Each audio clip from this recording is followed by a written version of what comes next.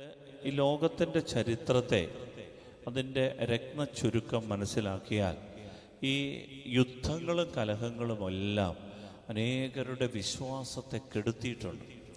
നമ്മൾ മനസ്സ് മടുത്തു.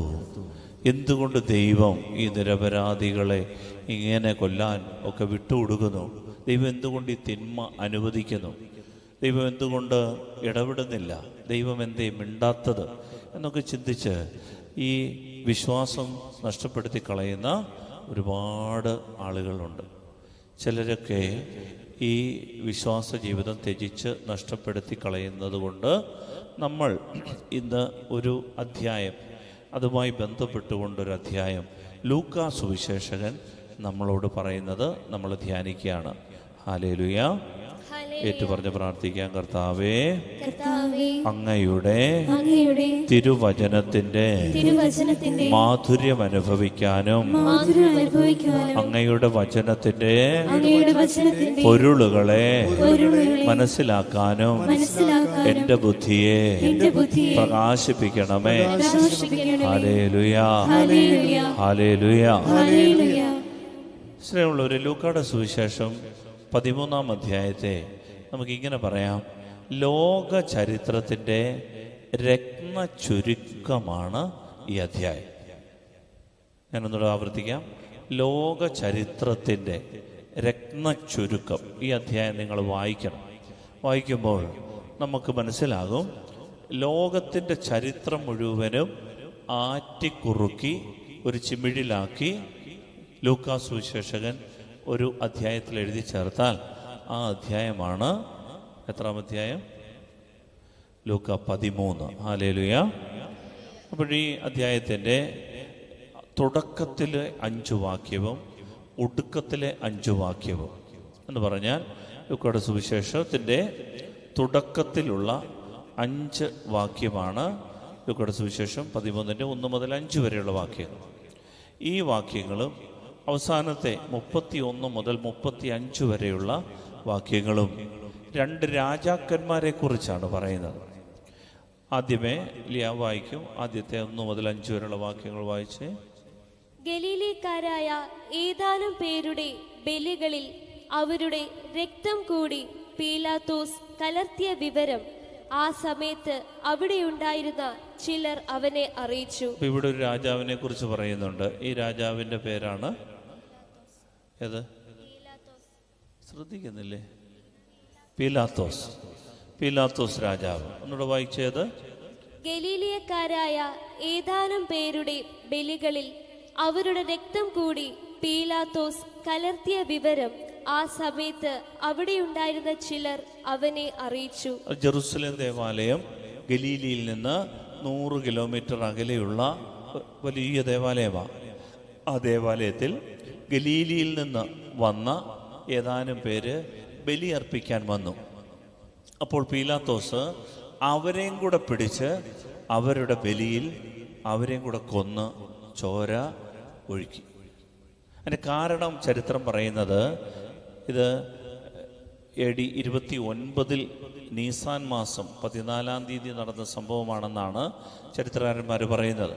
അങ്ങനെ ഈ റോമ രാജാവായ പീലാത്തോസ്, അദ്ദേഹം അധികാരത്തിൻ്റെ പര്യായമാണ്, സ്വേച്ഛാധിപതിയുടെ പര്യായമാണ്, ക്രൂരതയുടെ പര്യായമാണ്, കൊലപാതകത്തിൻ്റെ പര്യായമാണ്.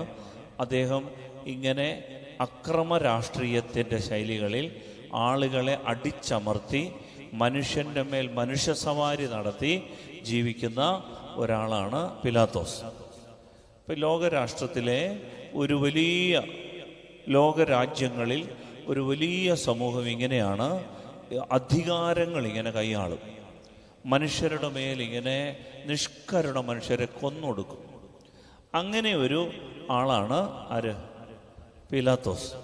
ഈ പീലാത്തോസ് ഗലീലിയക്കാര് അവിടുന്ന് നടന്ന് ഈ കാളയും ആടിനെയൊക്കെ കൊണ്ടുവന്ന് ഇവിടെ ബലിയർപ്പിക്കാൻ കൊണ്ടുവന്ന അതിനെ കൊന്നപ്പോൾ അവരെയും കൂടെ അതിനകത്തിട്ട് പടയാളികളെ കൊണ്ട് അവരെ കൊന്നു.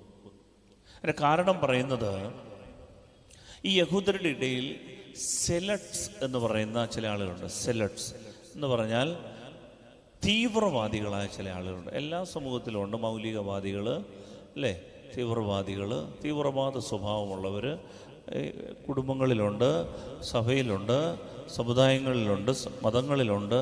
തീവ്രമായ സ്വഭാവമുള്ള. അപ്പോൾ യഹൂദമതത്തിലെ തീവ്രവാദികളുടെ പേരാണ് എസനീസ് അഥവാ സെലറ്റ്സ്. ഇവർ കുമ്രാൻ ഗുഹകളിലാണ് താമസിച്ചിരുന്നത്. മരുഭൂമിയിലെ ചാവുകടൽ, ഉപ്പുകടലിൻ്റെ തീരത്തുള്ള കുമ്രാൻ ഗുഹകളിൽ താമസിച്ചിരുന്ന ഈ ആളുകൾ അവിടെ വെച്ച് സൈനിക അഭ്യാസമൊക്കെ പരിശീലിച്ച് കയ്യിൽ കൊച്ചുപിച്ചാത്തിയുമായിട്ടൊക്കെ വാളുമായിട്ടൊക്കെ നടന്ന് തക്കം കിട്ടിയാൽ റോമാ സാമ്രാജ്യത്തിലെ ഈ രാജാവിനെയും പടയാളികളെയും ഒക്കെ സ്ഥാനഭ്രഷ്ടരാക്കി റോമാ സാമ്രാജ്യത്തിൻ്റെ അധികാരം പിടിച്ചടക്കി ഇസ്രായേൽ ജനത്തെ മോചിപ്പിക്കാൻ വേണ്ടിയിട്ട് ആഗ്രഹിച്ച ഒരു തീവ്രവാദ ഗ്രൂപ്പാണ് ആര്? സെലറ്റ്സ്. അപ്പം ഇതിനകത്തെ ചില ആളുകൾ റോമാക്കാരായ പടയാളികൾ ചിലരെ കൊന്നു. കാരണം ഇങ്ങനെ അവർ തീവ്രവാദ സ്വഭാവമുള്ളത് കൊണ്ട് റോമാക്കാരായ പടയാളികളെ കൊന്നു. പീലാത്തോസിൻ്റെ പടയാളികളെ കൊന്നു. അതിൻ്റെ കണക്ക് തീർത്താണ് ഗലീലിയക്കാരായ യഹൂദരും സാധാരണ ആൾക്കാർ, പാവങ്ങൾ, അവർക്കാണല്ലോ തിരിച്ചടി കിട്ടുന്നത്. അവർ വന്ന് ബലിയർപ്പിച്ചപ്പോൾ അവരെ കൊന്ന് അവരുടെ ചോര കൂടി എവിടെ? അവരുടെ ബലിയിൽ. ജെറുസലേം ദേവാലയത്തിൻ്റെ ആ കയറുന്ന ഭാഗത്ത് ആളുകൾക്ക് ബലിയർപ്പിക്കാനുള്ളൊരു സ്ഥലമുണ്ട്. ആളുകൾക്ക് അവിടെ വെച്ചാണ് കാളയമാടിനെയൊക്കെ കൊല്ലുന്നത്. ആ ദേവാലയത്തിൻ്റെ അങ്കണത്തിൽ വെച്ച്, മുറ്റത്ത് വെച്ച് അവരെ കൊന്നു. അപ്പോൾ ഇങ്ങനെ ഒരു രാജാവിനെ കുറിച്ച്, ക്രൂരനായ കൊലപാതകയായ പീലാത്തോസിനെ കുറിച്ച് ഈ അധ്യായത്തിൻ്റെ ആദ്യത്തെ 5 വാക്യങ്ങളിൽ പറയും. അതിനുശേഷം ഈ അധ്യായത്തിൻ്റെ അവസാനത്തെ 5 വാക്യങ്ങളിൽ വേറെ ഒരു രാജാവിനെ കുറിച്ച് പറയും.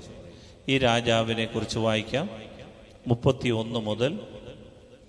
അപ്പോൾ തന്നെ ചില ഫരിസേയർ വന്ന് അവനോട് പറഞ്ഞു, ഇവിടെ നിന്ന് പോവുക, ഹേറോദേസ് നിന്നെ കൊല്ലാൻ ഒരുങ്ങുന്നു. അതായത് ഹേറോദേസ് എന്ന് പറയുന്ന ഒരു രാജാവ്.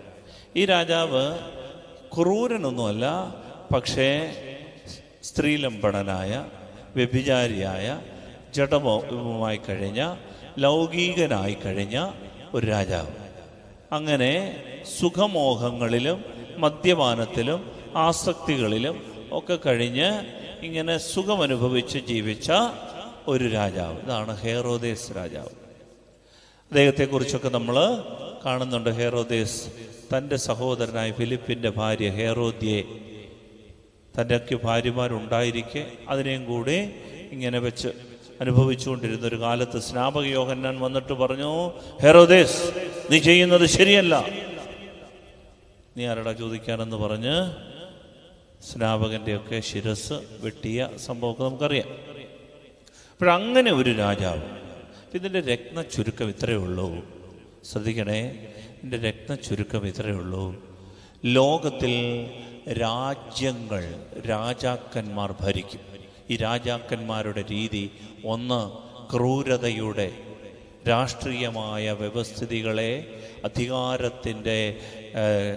അധികാരത്തിൻ്റെ ശ്രേണികളിൽ കുരുക്കി ഇങ്ങനെ ആളുകളുടെ മേൽ മനുഷ്യസവാരി നടത്തുന്ന, കൊലപാതകം നടത്തുന്ന, ക്രൂരതയുടെ പര്യായമായി നിൽക്കുന്ന രാജാക്കന്മാർ ഒരു വശത്ത്.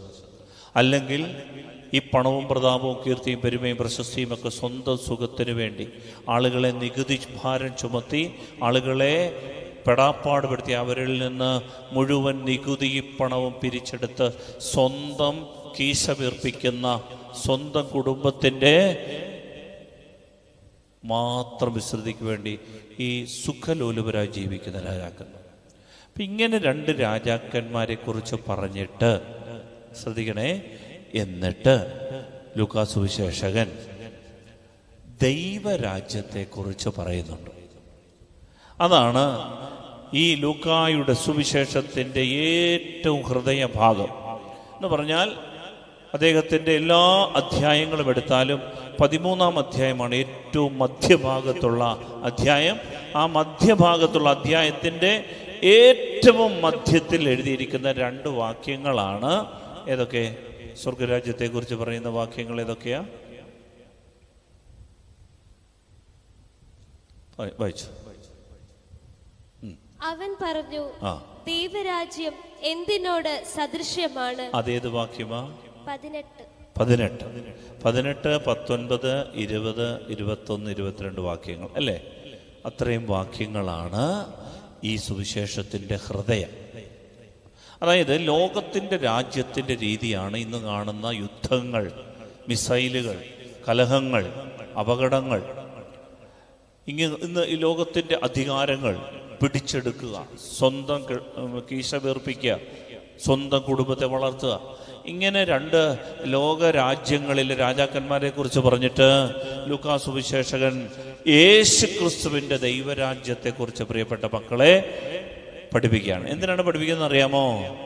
പാവപ്പെട്ട നമുക്ക് വിശ്വാസം നഷ്ടപ്പെടാതിരിക്കാൻ ദൈവത്തിൻ്റെ സന്ദേശമാണ്, ദൈവരാജ്യത്തിൽ എൻ്റെ മക്കളെ നമ്മൾ ഹൃദയം ഊന്നി നിൽക്കണം, പദമൂന്നി നിൽക്കണം. എന്താണ് ദൈവരാജ്യം? വായിക്കാം. അവൻ പറഞ്ഞു, ദൈവരാജ്യം എന്തിനോട് സദൃശ്യമാണ്? എന്തിനോട് ഞാൻ അതിനെ ഉപമിക്കും? അത് ഒരുവൻ തൻ്റെ തോട്ടത്തിൽ പാകിയ കടുകുമണിക്ക് സദൃശ്യമാണ്. അത് വളർന്ന് മരമായി, ആകാശത്തിലെ പക്ഷികൾ അതിൻ്റെ ശാഖകളിൽ ചേക്കേറി. അവൻ വീണ്ടും പറഞ്ഞു, ദൈവരാജ്യത്തെ എന്തിനോടാണ് ഞാൻ ഉപമിക്കേണ്ടത്? ഒരു സ്ത്രീ 3 അളവ് മാവിൽ അത് മുഴുവൻ പുളിക്കുവോളം ചേർത്ത് വെച്ച പുളിപ്പ് പോലെയാണത്. ഹല്ലേലൂയ, ഹല്ലേലൂയ, ഹല്ലേലൂയ. ഹല്ലേലൂയ. പ്രാർത്ഥിക്കാം. കർത്താവായ ഈശോയെ, കർത്താവായ ഈശോയെ, ദൈവരാജ്യത്തിന്റെ പൊരുളുകളെ, വെളിപാടുകളെ മനസ്സിലാക്കാൻ എന്റെ ഹൃദയത്തെ തുറന്നു തരണമേ. ദൈവവചനത്തിന്റെ ആഴങ്ങളിലേക്ക് എന്നെ കൈപിടിച്ചു നടത്തണമേ. Hallelujah, hallelujah. സ്നേഹമുള്ളവരെ ശ്രദ്ധിക്കണേ. ലൂക്കാ സുവിശേഷം 13-ാം അധ്യായമാണ് നമ്മൾ വായിക്കുന്നത്.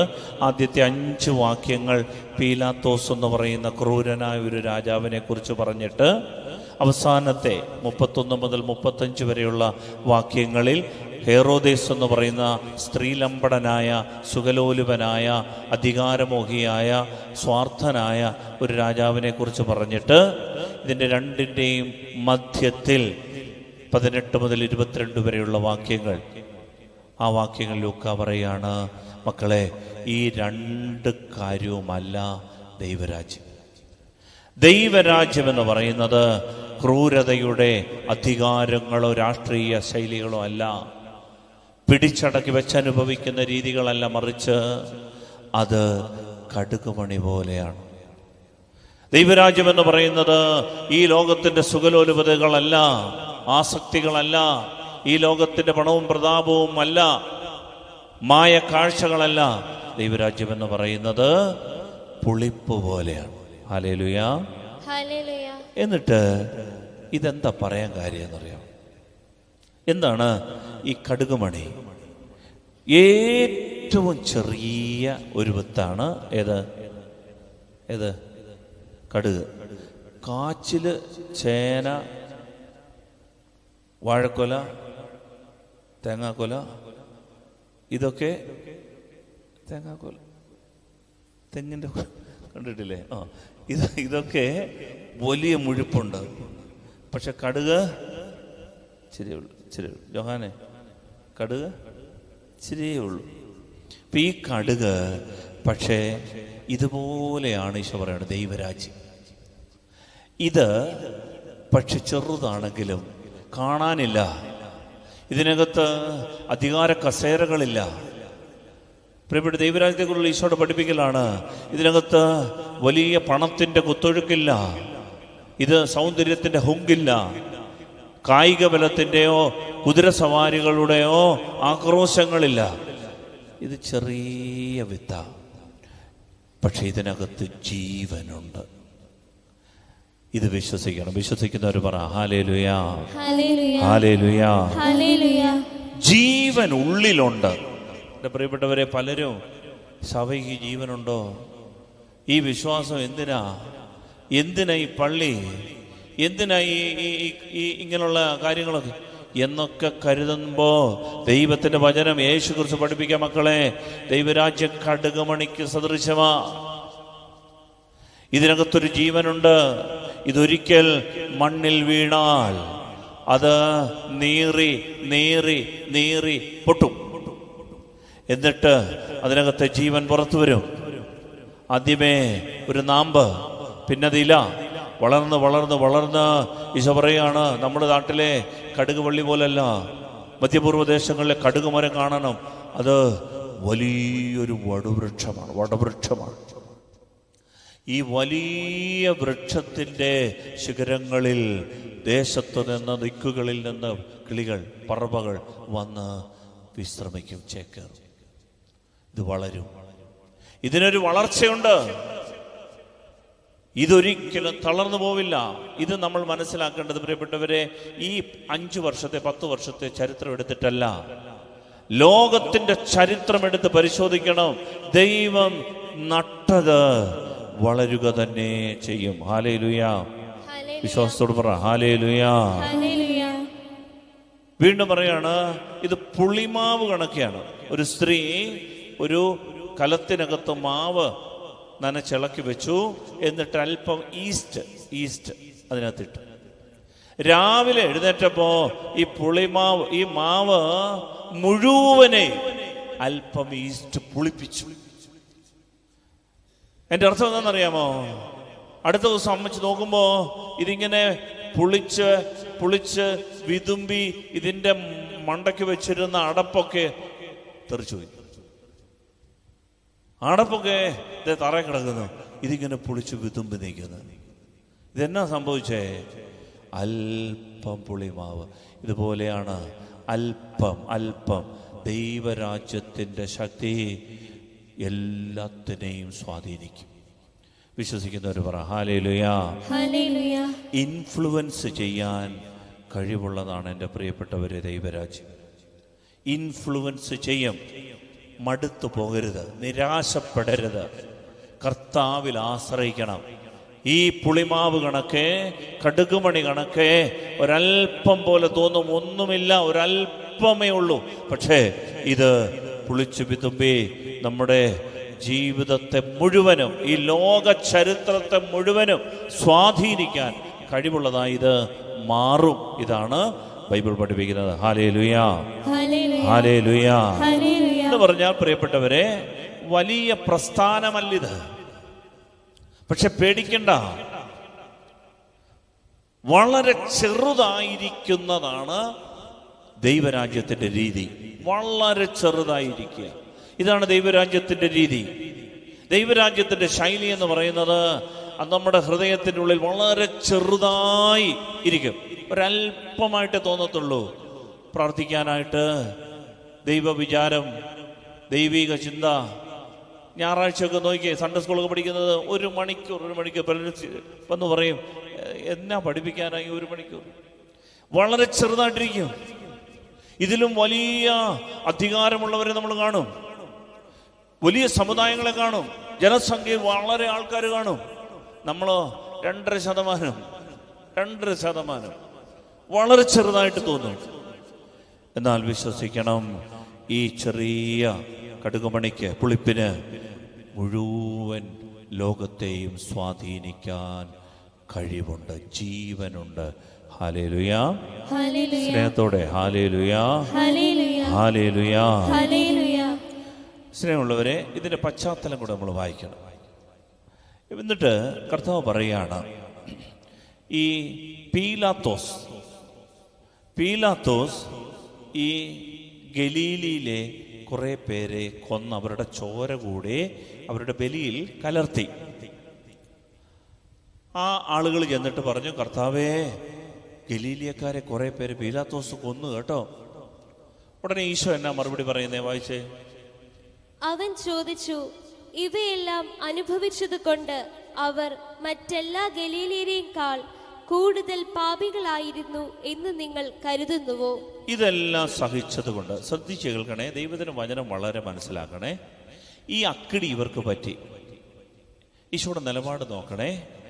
ഈശോ ഈ അക്കിടി പറ്റിയ അല്ലെങ്കിൽ അപകടം പറ്റിയ, കാരണം ഈ പാവങ്ങളാ എട്ടും പൊട്ടും തിരിയാതെ ബലിയർപ്പിക്കാൻ വേണ്ടി വന്നതാ. പക്ഷേ പടയാളികള് അവരുടെ വിരോധം വെച്ചുകൊണ്ട് ഇവരെ പിടിച്ചങ്ങ് കൊന്നു. ഇവരറിഞ്ഞില്ലേ, മരിച്ചു കഴിഞ്ഞപ്പോഴാണ് തലപോയി. ഇവരറിഞ്ഞില്ലേ, ഇവർ ഒരു വക അറിയാത്ത ഇതുങ്ങള്. ഇത് കണ്ടപ്പോൾ ആളുകൾ പറഞ്ഞു, ഈ നിരപരാധികളെ കൊന്നു കർത്താവേ അവര്. ഉടനെ ഈശോ ചോദിക്കുകയാണ്, ഇത് സംഭവിച്ചത് കൊണ്ട് ഈ കൊല്ലപ്പെട്ട ഗലീലിയർ ബാക്കി എല്ലാ ഗലീലിയക്കാരെക്കാളും പാപികളാണെന്ന് നിങ്ങൾ കരുതുന്നോ? അല്ലേ? എന്നാ ചോദ്യം? ഇവയെല്ലാം അനുഭവിച്ചത് കൊണ്ട് അവർ മറ്റെല്ലാ ഗലീലിയക്കാരെക്കാൾ കൂടുതൽ പാപികളായിരുന്നു എന്ന് നിങ്ങൾ കരുതുന്നുവോ? അല്ല എന്ന് ഞാൻ പറയുന്നു. യേശു പറയുകയാണ്, അല്ല.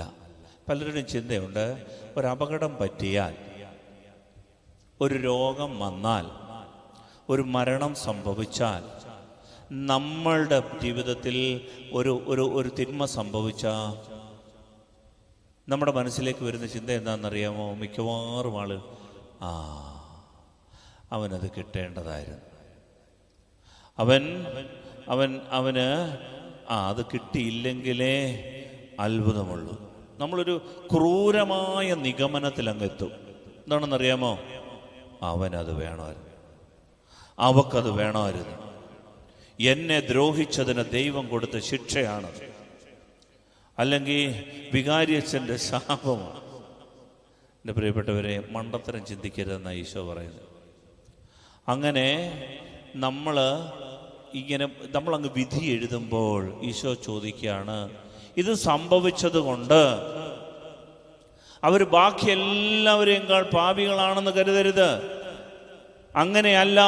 യേശു ക്രിസ്തുവിൻ്റെ നമ്മളോടുള്ള ബന്ധം, അവൻ അലിവുള്ളവനാണ്, നമ്മുടെ പാപങ്ങളോട് കരുണയുള്ളവനാണ്, നമ്മുടെ കുറവുകളെ, അറിവില്ലായ്മകളെ ക്ഷമിക്കുന്നവനാണ്. വിശ്വാസത്തോടെ പറ ഹല്ലേലൂയ, ഹല്ലേലൂയ, ഹല്ലേലൂയ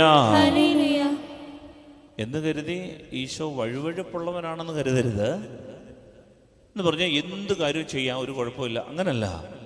മറിച്ച് യേശു പറയുന്ന പോയിന്റ് നമ്മൾ മനസ്സിലാക്കണം. യേശു പറയുന്നത്, ദൈവപുത്രൻ നമ്മളെ പഠിപ്പിക്കുന്ന, മക്കളെ, ഈ സംഭവം ഒരു സന്ദേശമാണ്, ഒരു ദൂതാണ്.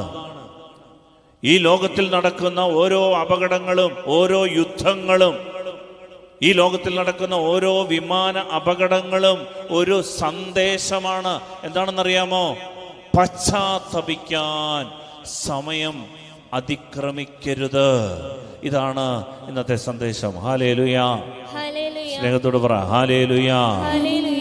ആപത്ഘട്ടത്തിൽ, പ്രതിസന്ധി ഒരുപക്ഷെ ഒഴിവാക്കാൻ പറ്റാത്ത വിധം എന്നെ നിങ്ങളെ പിടികൂടും. ആപത്ഘട്ടങ്ങൾ ഉണ്ടാകും, പ്രതിസന്ധികൾ ഉണ്ടാകും. അപ്പോൾ അതിനു മുൻപ് വിവേകത്തോടെ ഒരു തീരുമാനമെടുക്കാനുള്ള കഴിവ് നമുക്കുണ്ടാകണം. ഇതാണ് ഈശോയുടെ പാട്. ഇതാണ് ഈശോ നമ്മെ പഠിപ്പിക്കുന്നത്. പ്രിയപ്പെട്ടവരെ, ആർക്കെങ്കിലും ഒരു ദുരിതം ഉണ്ടായാൽ, ഏതെങ്കിലും ഒരു വ്യക്തിക്ക് ഒരു പ്രതിസന്ധി ഉണ്ടായാൽ, നമ്മൾ സങ്കുചിതമായി അതിനെ കാണരുത്. അതവന് വേണമെന്നും അതവൻ അർഹിക്കുന്നുവെന്നും ദൈവത്തിൻ്റെ ശിക്ഷയാണെന്നും എനിക്കിട്ട് പണി തന്നതുകൊണ്ടാണ് അവനിത് കിട്ടിയതെന്ന് ഇങ്ങനെ ചിന്തിക്കുന്ന രീതി ബൈബിളിൻ്റെ രീതിയല്ല. നമ്മൾ കൊണ്ടുപോയി ആശുപത്രി കൊടുത്തേ കണ്ടോ, നമ്മൾ കൊണ്ടുപോയി അത്രയും പൈസ അവിടെ കൊണ്ടുവന്ന് എന്നെടുത്ത്, അത് ദൈവത്തിൻ്റെ രീതിയല്ല. മറിച്ച് നമ്മുടെ ജീവിതത്തിലോ സഹോദരങ്ങളുടെ ജീവിതത്തിലോ നമ്മുടെ ചുറ്റുവട്ടത്തോ ഇങ്ങനെയൊക്കെയുള്ള സംഭവങ്ങൾ കാണുമ്പോൾ, ഈ ദുരിതങ്ങളും ദുരന്തങ്ങളും ഒക്കെ കാണുമ്പോൾ നമ്മളോട് ദൈവത്തിന്റെ വചനം പറയുന്നത്, മക്കളെ, നമ്മുടെ ജീവിതത്തെ നവീകരിച്ച് നിൽക്കണം. നമ്മൾ അനുദപിക്കണം. അതുകൊണ്ടാണ് അടുത്ത വചനം പറഞ്ഞത്, പശ്ചാത്തപിക്കുന്നില്ലെങ്കിൽ നിങ്ങൾ എല്ലാവരും അതുപോലെ നശിക്കും. പശ്ചാത്തപിക്കുക, അതാണ് ഈശോ പഠിപ്പിക്കുന്നത്. അതുകൊണ്ട് ലൂക്കായുടെ സുവിശേഷം 12-ാം അധ്യായത്തിൽ, അതായത് അതിൻ്റെ തൊട്ടു മുമ്പുള്ള അധ്യായത്തിൻ്റെ അവസാനത്തെ പാരഗ്രാഫിൽ നമ്മൾ ഇങ്ങനെ വായിക്കുന്നുണ്ട്. ഈശോ പഠിപ്പിക്കുന്ന ഒരു പാഠമാണ്. 12 ഒന്ന് വായിക്കാമോ? 12-ാമത്തെ അധ്യായത്തിൽ അവൻ ജനക്കൂട്ടത്തോട് പറഞ്ഞു, പടിഞ്ഞാറ് മേഘം ഉയരുന്നത് കണ്ടാൽ മഴ വരുന്നു എന്ന് നിങ്ങൾ പറയുന്നു. അതാണ് നമുക്ക് വിവേകമുണ്ട് എന്ന് അറിഞ്ഞുകൊണ്ട് ഈശോ പറയാണ്, നിങ്ങളെല്ലാ കാര്യങ്ങളെക്കുറിച്ചും നല്ല ഒന്നാന്തരം പ്രവചനം നടത്തുന്നവരാ, കണക്ക് കൂട്ടി കാര്യങ്ങൾ ചെയ്യുന്നവരാ. കൃത്യം നിങ്ങൾക്ക് ബുദ്ധിയുണ്ട്. പടിഞ്ഞാറ് മേഘം ഉയരുമ്പോൾ, തെക്കൻ കാറ്റടിക്കുമ്പോൾ എന്തെല്ലാം സംഭവിക്കുന്നു കൃത്യം അറിയാം. എപ്പോൾ വിത്തിറക്കണം, എപ്പോൾ കൊയ്യണം, എപ്പോൾ പിള്ളേരെ ഇത്ര രൂപ ഇന്നടത്തിട്ട് ഇത്ര രൂപ കിട്ടും, കണക്ക് കൂട്ടി എല്ലാം അറിയാം. എല്ലാം കണക്ക് കൂട്ടി ചെയ്യുന്നവരാ. എന്നിട്ട് കർത്താവ് പറയുകയാണ്, ഇത്ര വിവേകമുള്ള നമ്മൾ എന്തുകൊണ്ടാണ് യേശു ക്രിസ്തുവിലുള്ള അടങ്ങിയിരിക്കുന്ന ദൈവരാജ്യത്തെ തിരിച്ചറിയാതെ പോകുന്നത്? തിരിച്ചറിയാതെ, അനുദപിക്കാതെ, മാനസാന്തരപ്പെടാതെ, യേശു ക്രിസ്തുവിലേക്ക് തിരിച്ചു വരാതെ ജീവിക്കുന്നത് എന്തുകൊണ്ട്? ഹല്ലേലൂയ, സ്നേഹത്തോടെ ഹല്ലേലൂയ. അതുകൊണ്ടാണ് അടുത്ത വചനം കൂടെ വായിച്ചേ. തെക്കൻ കാറ്റടിക്കുമ്പോൾ അത്യുഷ്ണമുണ്ടാകും എന്ന് നിങ്ങൾ പറയുന്നു, അത് സംഭവിക്കുന്നു. കപടനാട്യക്കാരെ, ഭൂമിയുടെയും ആകാശത്തിന്റെയും ഭാവഭേദം വ്യാഖ്യാനിക്കാൻ നിങ്ങൾക്കറിയാം. എന്നാൽ ഈ കാലത്തെ വ്യാഖ്യാനിക്കാൻ നിങ്ങൾക്ക് അറിയാത്തത് എന്തുകൊണ്ട് നിങ്ങൾ ശരിയായി വിധിക്കുന്നില്ല? നീ നിന്റെ ശത്രുവിനോട് കൂടെ അധികാരിയുടെ അടുത്തേക്ക് പോകുമ്പോൾ വഴിയിൽ വെച്ച് തന്നെ അവനുമായി രമ്യതപ്പെട്ടുകൊള്ളുക. അല്ലെങ്കിൽ അവൻ നിന്നെ ന്യായാധിപന്റെ അടുത്തേക്ക് കൊണ്ടുപോവുകയും ന്യായാധിപൻ നിന്നെ കാരാഗ്രഹ പാലകനെ ഏൽപ്പിക്കുകയും അവൻ നിന്നെ തടവിലാക്കുകയും ചെയ്യും. Hallelujah, hallelujah. എൻ്റെ പ്രിയപ്പെട്ടവരെ, ഈശോ പറയുന്നത് ഇതാണ്, നമുക്കെല്ലാ കാര്യങ്ങളും വിവേചിച്ചറിയാൻ പറ്റും. പക്ഷേ അപകടം മണത്ത് അതിനു മുൻപ് ഒരുങ്ങിയിരിക്കാനുള്ള ജാഗരൂകത, യേശുക്രിസ്തുവിലേക്ക് തിരിച്ചു വരാനും യേശുക്രിസ്തുവിന്റെ നാമത്തിൽ മാനസാന്തരപ്പെട്ട് അനുദപിച്ച് ഈശോയോട് ഐക്യപ്പെട്ട് ജീവിക്കാനും എന്താ പറ്റാത്തെ? ഇതാണ് ഈശോ ചോദിക്കുന്നത്. അപകടങ്ങളൊക്കെ ഉണ്ടാകും, യുദ്ധങ്ങളുണ്ടാകും. ഗോപുരം ഇടിഞ്ഞു വീണ് 18 പേര് മരിച്ച കാര്യവും ഇതേപോലെ തന്നെ എഴുതിയിട്ടുണ്ട്, അല്ലേ? ഒന്ന് വായിച്ചത്. അഥവാ സീലോഹായിലെ ഗോപുരം ഇടിഞ്ഞു വീണ് കൊല്ലപ്പെട്ട ആ 18 പേർ അന്ന് ജെറുസലേമിൽ വസിച്ചിരുന്ന എല്ലാവരെയും കാൾ കുറ്റക്കാരായിരുന്നു എന്ന് നിങ്ങൾ വിചാരിക്കുന്നുവോ? ഈ ജെറുസലേമിന്റെ തെക്ക് ഭാഗത്തായിട്ട് ഈ സീലോഹായിലെ കുളത്തിലേക്ക് കൊണ്ടുപോയ വെള്ളം, ഈ കനാല്, അത് താങ്ങി നിർത്തിയ തൂണുകളുണ്ടായിരുന്നു.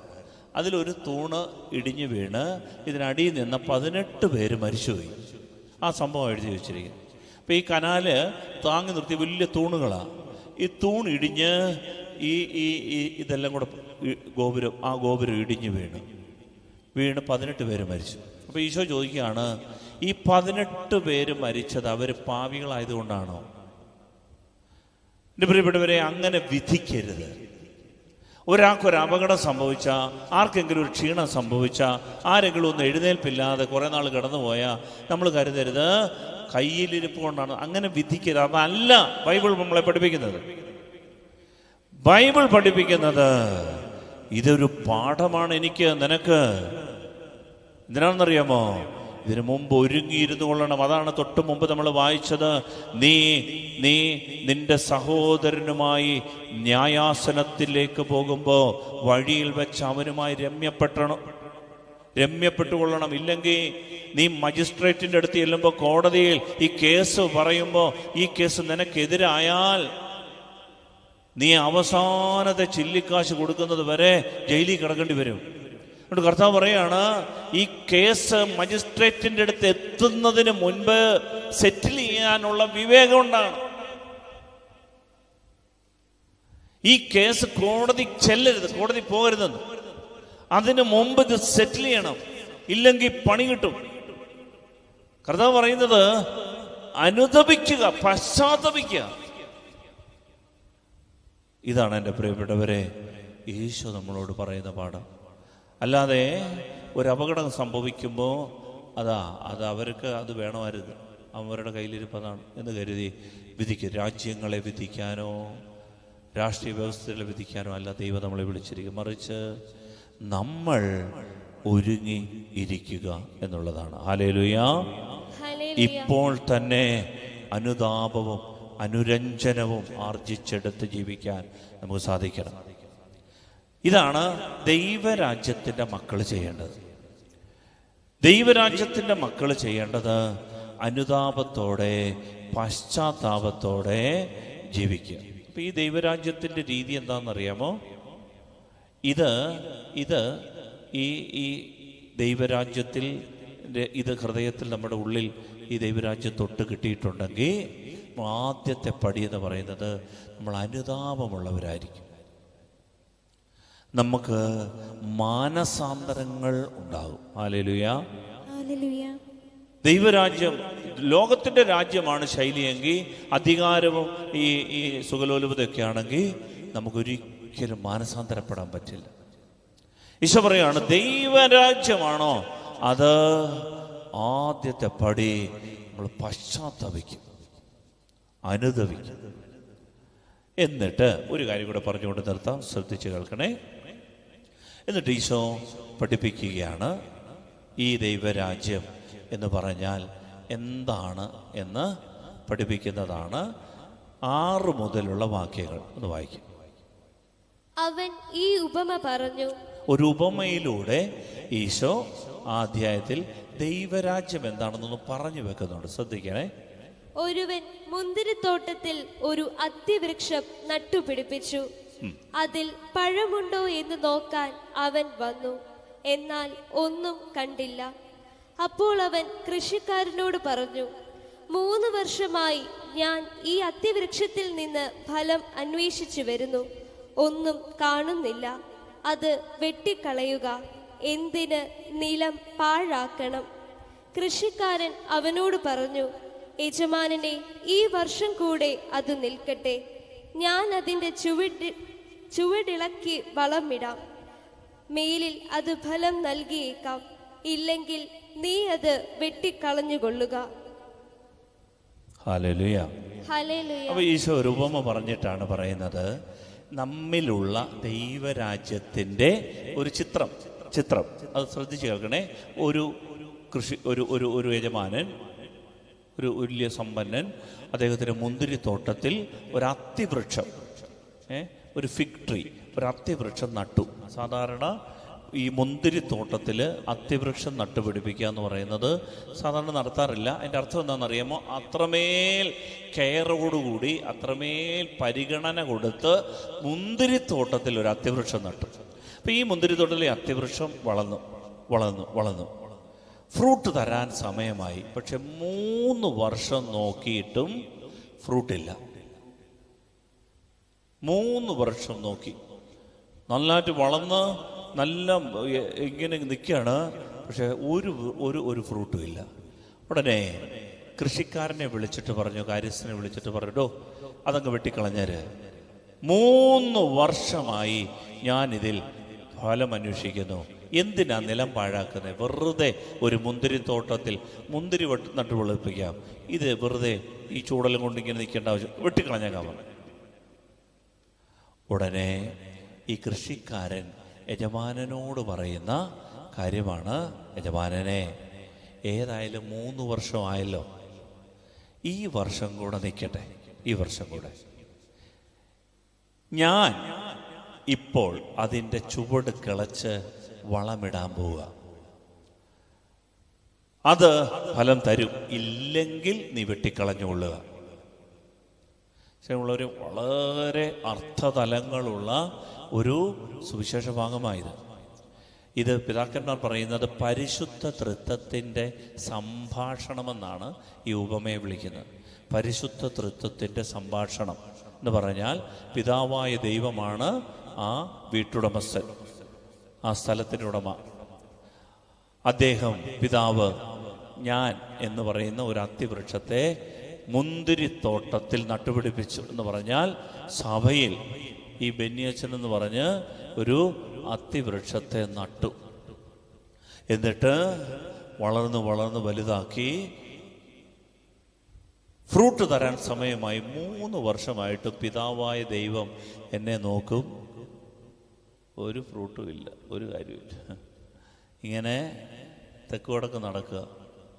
അപ്പോൾ പിതാവ് പുത്രനെ എന്ന് പറഞ്ഞാൽ കൃഷിക്കാരനെ വിളിച്ചിട്ട് പറഞ്ഞു, മോനെ അതങ്ങെടുത്ത് കളഞ്ഞേരാ, അവനെ വേണ്ടാന്നേ, പോട്ടന്നേ, വെറുതെ നിലം പാഴാക്കുക, വെറുതെ ഫുഡും കഴിച്ച് വെറുതെ കറങ്ങി നടക്കുക, എടുത്ത് കളഞ്ഞേരാന്ന് പറഞ്ഞു. ഉടനെ പുത്രൻ പിതാവിനോട് പറയുന്നതാണ്, പിതാവേ 3 വർഷമായല്ലോ, ഈ വർഷം ഞാൻ അതിൻ്റെ ചുവട് കിളച്ച് വളമിടും എന്ന് പറഞ്ഞാൽ യേശു ക്രിസ്തുവിൻ്റെ പരസ്യ ജീവിതമാണ് എത്ര വർഷം? 3 വർഷം. ഈ 3-ാമത്തെ വർഷം ഞാൻ കുരിശിൽ മരിക്കാൻ പോവുക. എന്നിട്ട് എൻ്റെ ചോര പൊടിയും, അവന് വളമാകും, അവൻ ഫ്രൂട്ട് തരും, ഇല്ലെങ്കിൽ നീ വെട്ടിക്കളഞ്ഞുകൊള്ളുക. ഉടനെ പിതാവ് പരിശുദ്ധാത്മാവിനെ നോക്കിയിട്ടുണ്ടാകും. പരിശുദ്ധാത്മാവ് നമ്മുടെ സഹായകനായതുകൊണ്ട് തീർച്ചയായും പറഞ്ഞിട്ടുണ്ടാകും, അതേ പിതാവേ, ആ അച്ഛൻ ഈ വർഷം കൂടെ നിൽക്കട്ടെ.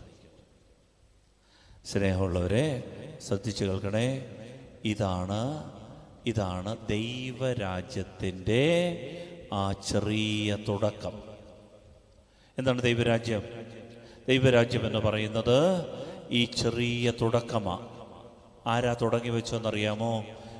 യേശു ഈ ജീവിതത്തിൽ എന്നെ അനുവദിച്ചുകൊണ്ട് ഒരു കുരിശ് എന്ന് പറഞ്ഞാൽ അവൻ വളം എന്നിൽ ഇട്ടു. ഞാൻ ഫ്രൂട്ട് കൊടുക്കാൻ കടപ്പെട്ടവനാ. എന്താണ് ഈ കുരിശിൻ്റെ പ്രത്യേകത എന്നറിയോ? ശ്രദ്ധിക്കണേ, ഈ കുരിശിൻ്റെ പ്രത്യേകത, ഈ കുരിശ് ഇങ്ങനെ കൈ വിരിച്ചിങ്ങനെ നിൽക്കുകയാണ്. നമുക്കറിയാം മലങ്കര കുരിശ്, അതിനകത്ത് ഈശോയുടെ ക്രൂശിത രൂപം ഇല്ല. ആ കുരിശ് തന്നെ ഇങ്ങനെ നിർത്തും. അതുകൊണ്ടാണ് നമ്മൾ സ്ലീമ ആഘോഷമൊക്കെ നടത്തും, അല്ലേ? ഹൗദു മാലാഖേ, അല്ലേ? ഇങ്ങനെ പറഞ്ഞ് കുരിശല്ലേ ഉയർത്തുന്നേ. 4 ദിക്കുകളിലേക്ക് ഈ കുരിശ് ഉയർത്തും. ഈ കുരിശിൻ്റെ പ്രത്യേകത, ഇത് ദേശത്തിൻ്റെ, ഭൂമിയുടെ നടുക്ക് നാട്ടിയതാണ്. നമുക്കറിയാം മധ്യപൂർവ്വ ദേശത്തെ ജെറൂസലേമിൻ്റെ പ്രത്യേകത ഭൂമിയുടെ മധ്യഭാഗമാണത്. മാത്രമല്ല സമയത്തിൻ്റെ മധ്യത്തിൽ AD എന്നും BC എന്നും ചരിത്രത്തെ 2ആയി തിരിഞ്ഞ യേശു ക്രിസ്തുവിൻ്റെ ജനനം, ആ കുരിശ് മരണം എന്ന് പറയുന്നത് സമയത്തിൻ്റെ മധ്യത്തിൽ, ദേശങ്ങളുടെയും സമയത്തിൻ്റെയും കാലത്തിൻ്റെയും ദേശത്തിൻ്റെയും മധ്യത്തിൽ നാട്ടിയ ഈ കുരിശ് ഭൂമിയിൽ ഭാവിയിലേക്കും ഭൂതകാലത്തിലേക്കും ഇങ്ങനെ കൈവിരിച്ചു നിൽക്കുക. അതാണ് ഞാൻ അതിൻ്റെ ചുവട് കിളച്ച് വളമിടാമെന്ന് പറയാൻ കാര്യം. യേശുക്രിസ്തുവിൻ്റെ മരണമാണ് എൻ്റെ പ്രിയപ്പെട്ടവരെ ഈ ഭൂമിയുടെ ദൈവരാജ്യം. അത് ചെറുതാ, അതൊരു പാഴ്ത്തടി പോലെ തോന്നും. അത് പേർഷ്യക്കാരിൽ നിന്ന് കടമെടുത്ത ഒരു കുരിശുമരണം എന്ന് പറഞ്ഞാൽ കുരിശിൽ തൂക്കപ്പെടുന്നവൻ ശപിക്കപ്പെട്ടവൻ എന്നാണ് വിളിക്കപ്പെട്ടത്. പക്ഷേ ആ കുരിശുമരണം ലോകത്തെ മുഴുവനും സ്വാധീനിക്കും. ഇതാണ് ദൈവരാജ്യം. അതുകൊണ്ടാണ് ഫരീസയർ ചോദിച്ചു കർത്താവിനോട്, കർത്താവേ, നീ ദൈവപുത്രനാണെങ്കിൽ സ്വർഗത്തിൽ നിന്നൊരു അടയാളം കാണിക്ക്. യേശു പറഞ്ഞു, യോനായുടെ അടയാളമല്ലാതെ മറ്റൊരടയാളവും നൽകപ്പെടില്ല. എന്താ യോനയുടെ അടയാളം? യോന 3 ദിവസം ഈ തിമിംഗലത്തിൻ്റെ, മത്സ്യത്തിൻ്റെ വയറ്റിലായിരുന്നു. 3-ാം ദിവസം അതിനെ ഛർദ്ദിച്ചിട്ടു. ഇതുപോലെ മനുഷ്യപുത്രനും ഈ കുരിശു മരണത്തിന് ശേഷം 3 ദിവസം ഭൂമിക്കടിയിലായിരിക്കും. പിന്നെ അവൻ ഉയർത്തെഴുന്നേൽക്കും. ഇതേ ഉള്ളൂ ഏക അടയാളം. ഈ കുരിശു മരണമാണ് ഏക അടയാളം. ഈ കുരിശാണ്, ഭൂമിയുടെ മധ്യത്തിൽ നാട്ടിയ കുരിശാണ് എൻ്റെ പ്രിയപ്പെട്ടവരെ ഏക അടയാളം. ഇതാണ് ദൈവരാജ്യം. നമ്മളെന്താ ചെയ്യേണ്ടത്? ഈ കുരിശിൽ, കുരിശുമരണത്തിൽ വിശ്വസിക്കുക. ഈ കുരിശുമരണത്തിൽ വിശ്വസിച്ചാൽ, യേശു ക്രിസ്തുവിൽ വിശ്വസിച്ചാൽ ദൈവരാജ്യം നമ്മുടെ ഉള്ളിലാകും. കടുകുമണി പോലെ, പുളിപ്പ് പോലെ ഈ കുരിശുമരണത്തെ ഏറ്റെടുത്ത് വിശ്വസിച്ച് യേശു ക്രിസ്തുവിൽ വിശ്വസിച്ചാൽ പ്രിയപ്പെട്ടവരെ, ഈ പുളിപ്പ് ഇത് സകലതിനെ സ്വാധീനിക്കും. ഇതാണ് ഈ അധ്യായം നമ്മളെ പഠിക്കും. ഇത് ദൈവരാജ്യം എന്ന് പറയുന്നത് ഈ കുരിശു മരണത്തെ ഉയർത്തുന്നതിൻ്റെ പേരാ. യേശു ക്രിസ്തുവിനെ ഉയർത്തുന്നതിൻ്റെ പേരാ. ഉയർത്തുമ്പോൾ എന്താ സംഭവിക്കുന്നറിയാമോ? ഈ 4 ദിക്കുകളിലുള്ള സകലരെയും അവൻ ആവഹിച്ചെടുക്കുകയാണ് ഈ കുരിശിലേക്ക്. അത്ര ശക്തിയുണ്ട് എൻ്റെ പ്രിയപ്പെട്ടവരെ ഈ കുരിശു മരണത്തിന്. അതുകൊണ്ടാണ് ഈ കുരിശിനെ നമ്മൾ ഉയർത്തുന്നത്. അത് ഈ ലോകത്തിലെ 4 ദിക്കുകളെ ആവഹിച്ചെടുക്കാൻ നമ്മൾ അവനെ അനുവദിക്കണം. അതിൻ്റെ പേരാ യേശു ക്രിസ്തുവിലുള്ള വിശ്വാസം എന്ന് പറയുന്നത് യേശു ക്രിസ്തു ഈ ഭൂമിയുടെ മധ്യത്തിൽ നാട്ടി നിർത്തിക്കൊണ്ട് ഈ ലോകത്തിലുള്ള സകലതിനെയും പുളിപ്പ് പോലെ സ്വാധീനിക്കാൻ അവന് കഴിവുണ്ടെന്ന് വിശ്വസിക്കാൻ അവനെ നമ്മൾ ഉയർത്തണം. ഇതാണ് വിശ്വാസം എന്ന് പറയുന്നത്. ലോകത്തിൽ എത്രയോ സാമ്രാജ്യങ്ങളുണ്ടായിരുന്നു, രാജവംശങ്ങളുണ്ടായിരുന്നു, രാജാക്കന്മാരുണ്ടായിരുന്നു, അധികാര ഭ്രമത്തന്മാരുണ്ടായിരുന്നു. എല്ലാം ചരിത്രത്തിൽ മരിച്ച് മണ്ണടിഞ്ഞ് ചരിത്രത്തിന് അടിക്കുറിപ്പായി. പക്ഷേ അവന്റെ കുരിശ് അത് ഭൂതകാലത്തെയും ഭാവി കാലത്തെയും വിരിഞ്ഞു നിൽക്കുക. ഇതാണ് ദൈവരാജ്യം. എത്രയോ ആളുകൾ ഇതിനെ തച്ചുടയ്ക്കാൻ ശ്രമിച്ചു. സഭയ്ക്കുള്ളിൽ നിന്നുകൊണ്ട് എത്രയോ പേര് ഇന്നും കലഹിക്കുന്നവരെ തകർക്കാൻ. പക്ഷേ ദൈവരാജ്യം തകരില്ല. അതുകൊണ്ട് ഈ കുരിശിനോട് വിശ്വസിച്ച് ചേർന്ന് നിന്ന് അതിനെ ഉയർത്തണം. അതുകൊണ്ടാണ് നമ്മൾ സ്ലീവാഘോഷമൊക്കെ നടത്തുമ്പോൾ വിശ്വാസത്തോടെ നമ്മൾ കുറിയേലായിസോൻ, കർത്താവേ ഞങ്ങളോട് കരുണ ചെയ്യണമേ എന്നൊക്കെ നമ്മൾ പ്രാർത്ഥിക്കുന്നത്. ഹല്ലേലൂയ. സ്നേഹത്തോട് പറഞ്ഞേ ഹല്ലേലൂയ. സന്തോഷത്തോടെ ഹല്ലേലൂയ. പ്രിയപ്പെട്ടവരെ, നമ്മൾ ആ കുരിശിനെ തൊട്ട് നിൽക്കണം. കൂദാശകളൊക്കെ അവനെ തൊട്ട് നിൽക്കാനുള്ള നമ്മുടെ വഴികളാണ്. അങ്ങനെ നമ്മൾ, അതുകൊണ്ടാണ് ഈശോ പറഞ്ഞത് അനുതപിക്കുക, പശ്ചാത്തപിക്കുക.